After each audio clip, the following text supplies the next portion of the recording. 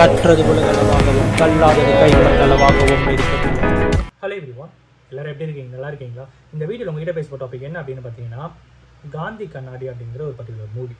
இந்த மூவியோடைய ரிவ்யூ தான் இந்த வீடியோவில் உங்ககிட்ட பேச போகிறேன்.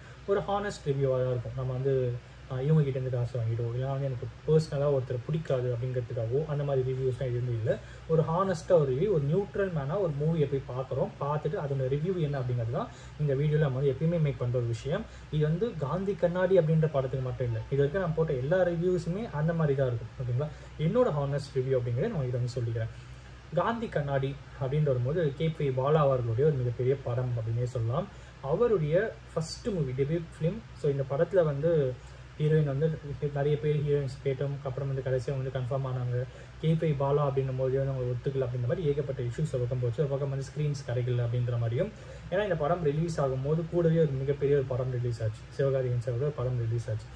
ஸோ ரெண்டு படமே கிளாஷ் ஆனதுனால, மதராசி அப்படின்ற படம் ரிலீஸ் ஆச்சுல, ரெண்டு படமும் கிளாஷ் ஆகுதுனால அந்த படத்துக்கு ஸ்க்ரீன்ஸ் நிறைய போனால் அந்த படத்துக்கு ஸ்க்ரீன்ஸே இல்லை அப்படின்னாங்க. அப்புறம் ஸ்லோவாக வந்து இம்ப்ரூவ் ஆகிட்டே வந்தது அப்படின்ற மாதிரி ஒரு பக்கம் வந்து படம் ஸ்டார்டிங்லேருந்தே கான்ட்ரவர்சிஸ் அப்படிங்கிறது இருந்துகிட்டே இருந்துச்சு. ரிலீஸ் டேட்லேருந்து இருந்துட்டு இருந்தது.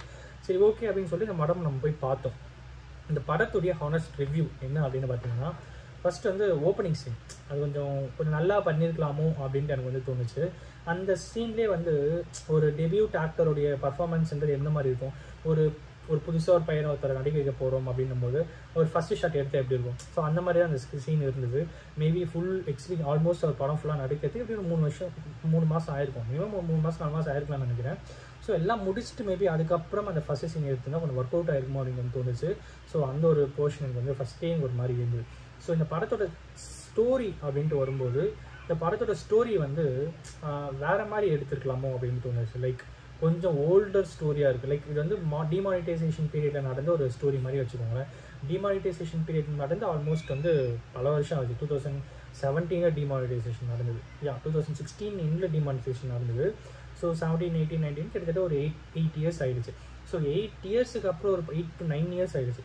அதுக்கப்புறம் ஒரு படம் எடுக்கிறோம் அப்படின்னும் போது, இப்போ ரிலீஸ் பண்ணாலும் அந்த ஸ்டோரியை இன்னுமே நம்ம வச்சு இருக்கிறோம் அப்படின்னும் போது அந்த கனெக்ட் அப்படிங்கிறது வந்து இதெல்லாம் ஆல்ரெடி பார்த்து தானே அனுபவிச்சாங்க, இப்போ பேசி என்ன போகுது எப்பயோ அந்த மாதிரி ஒரு ஃபீல் ஒன்று வந்து வர ஆரம்பிச்சிருது.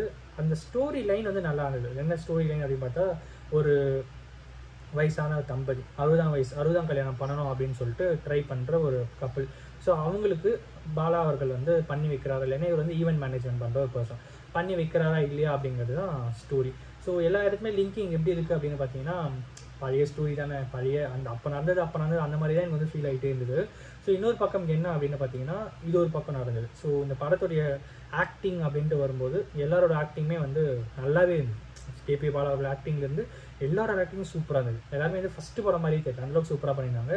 பட் லேக் ஆகிட்டே இருந்தது, ரொம்ப லேக் ஆச்சு. ஸோ ஒரு அட்வான்டேஜ் ஒரு டிஸ்அட்வான்டேஜ் அப்படின்னா, அட்வான்டேஜ்னால் எல்லாரும் சூப்பரான ஆக்டிங், டிஸ்அட்வான்டேஜ்னால் லேக், பயங்கரமான லேக். லைக் ஒரு கட்டத்துலலாம் வந்து ஒரு சீன் இருக்குன்னு வச்சுக்கோங்களேன். இப்படி தான் இப்போ நான் அப்படின்ட்டு இப்போ நான் ஒர்க் பர்சன்னா இப்போது நான் அப்படின்ற மாதிரி அந்த ஸ்லோவாக போகல, அது மாதிரி ரொம்ப லேகாக இருந்த ஒரு பர்டிகுலர் விஷயம் எனக்கு வந்து ரொம்ப ஃபீல் ஆச்சு.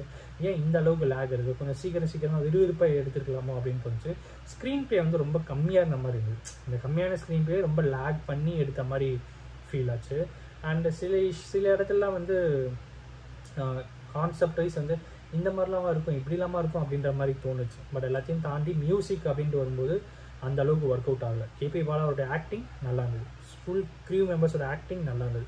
பட் ஸ்டோரி வந்து ரொம்ப பழைய ஸ்டோரி மாதிரி இருந்தது. அது கொஞ்சம் இன்னைக்கு டேட்டில் ஒரு புது ஸ்டோரியாக எடுத்திருந்தா நல்லா இருந்திருக்குமோ அப்படின்னு தோணுச்சு. ரொம்ப அவுடேட்டட் ஸ்டோரியை வந்து இப்போ எடுத்து வச்சிருக்காரோ, ஒருவேளை அப்போவே எடுத்த படம் இப்போ ரிலீஸ் பண்ணுறாருன்ற அளவுக்கு ஃபீல் ஆச்சு.